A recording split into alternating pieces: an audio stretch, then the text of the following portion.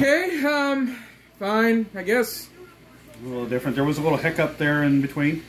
Well, see, that's the thing. I think that was a setup. That's got to be a I wasn't work. talking about that. I was talking about the tag match.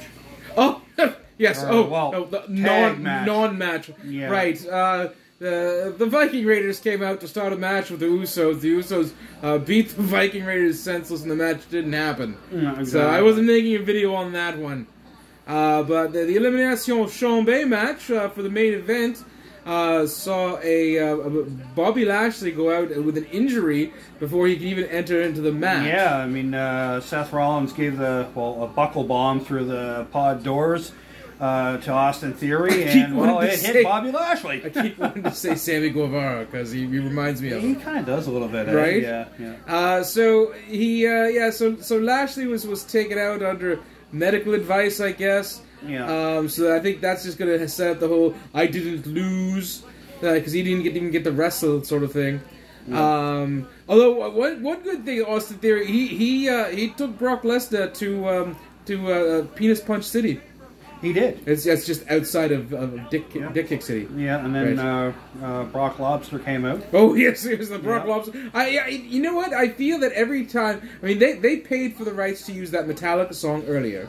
Yep. And when CM Punk was here, that they actually paid rights for Cult of Personality. I feel that every time Brock Lesnar turns into Brock Lobster, that they should pay for the rights and all of the sound. You like should the just hear the bass You should just line. hear, yeah. Do do do do do do do do do do do do do do. Brock Lobster. Right. So yeah, Brock Lobster is your WWE champion. That hurt doing that. What? Doing the Brock Lobster dance. Oh, well, take care. Be careful. I had hernia surgery. You're fragile. Yeah. Okay. So the match leading up to when Brock Lesnar got into it was actually pretty fun. Yep. AJ Styles had some fun stuff going on there. Of course, we had Seth Rollins. Austin Theory was involved. So I mean, there was some really fun wrestling stuff, but it just almost felt like it was placeholder garbage for this ending because it was. Bobby's not in there. Bobby Lashley's number comes up to enter from the chamber. He's not there. Brock kicks down his glass to get in. Yeah. And then and just proceeds to eliminate everybody until he whittled his way down to Austin Theory, because I think he eliminated everybody else within the matter of like less than a minute. Not even. I don't think. Not even, was it? No. I don't think so. And then were you keeping count?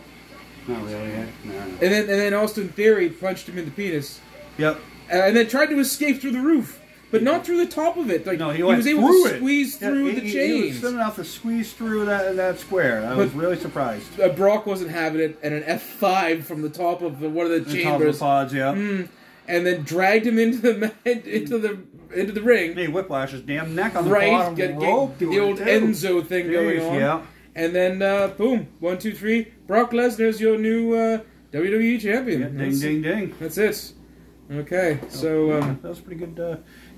For a Blood Money pay-per-view. It felt like an in your house with a chamber. That's it. It was very. No, the in your house is pretty damn good. I just mean it's very safe. Yeah. And I feel. Well, they had to be safe because they're big. There are 2 night shows coming up here.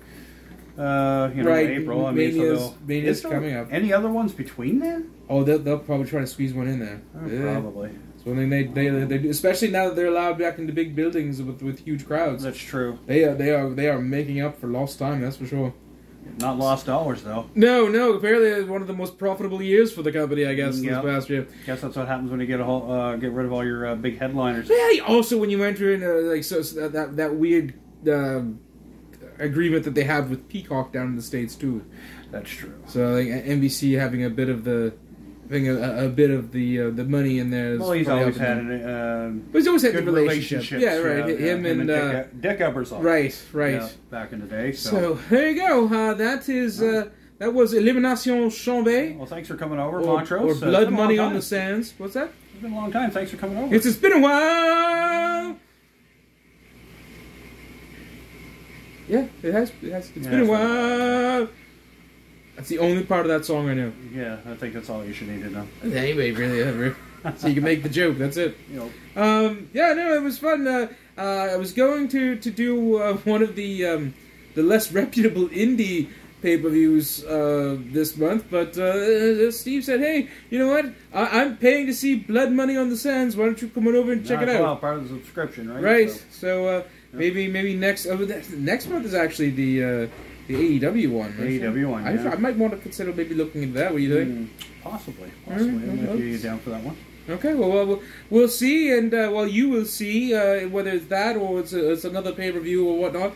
But until then, this is Steve and the man of few words, Xavier. I am Montrose Mankington III. Thank you. More later.